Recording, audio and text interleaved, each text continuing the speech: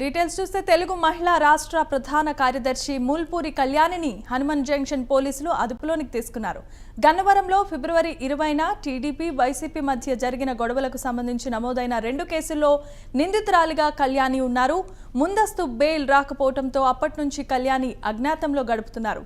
హనుమాన్ జంక్షన్లో తన నివాసంలో ఉన్నట్లు సమాచారం రావడంతో తెల్లవారుజామునే పోలీసులు ఇంటిని ముట్టడించి అదుపులోనికి తీసుకున్నారు.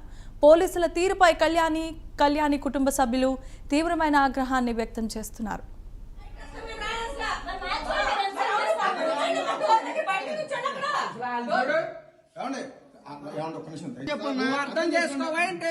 మేము చెప్తున్నాం రూల్ వేసి మాట్లాడుకుందాం. మేము మార్చుకోవద్దు కాదండి. ఇప్పుడు ఆ లేడీస్ ఇక్కడ ఉంటారు, మీరు వస్తే ఆవిడ కానీ మార్చుకుంటారు. వాళ్ళే ఉంటారు లేడీసే కదా. నేను కూడా బట్టలు మార్చుకోవాలి బాబు. మార్చుకోండి సార్, ఆవిడ వచ్చిన తర్వాత మార్చుకోండి. మిమ్మల్ని కాదంటే సార్ ఏం తీసుకెళ్ళిపోతా ఎవరో కొట్టింది, ఎవరో కొట్టింది.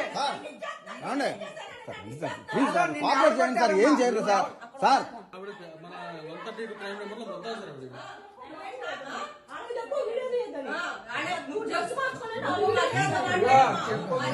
మేడం గారు నువ్వు మీరు అవనమాకండి.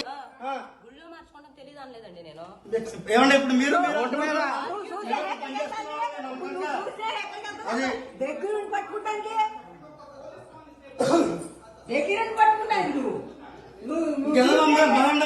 కూర్చుని నేను చేస్తారు ఇంక మరి అమ్మాయిని ఎవరో కొట్టారంట. నన్ను కొట్టలేదా అంటుంది.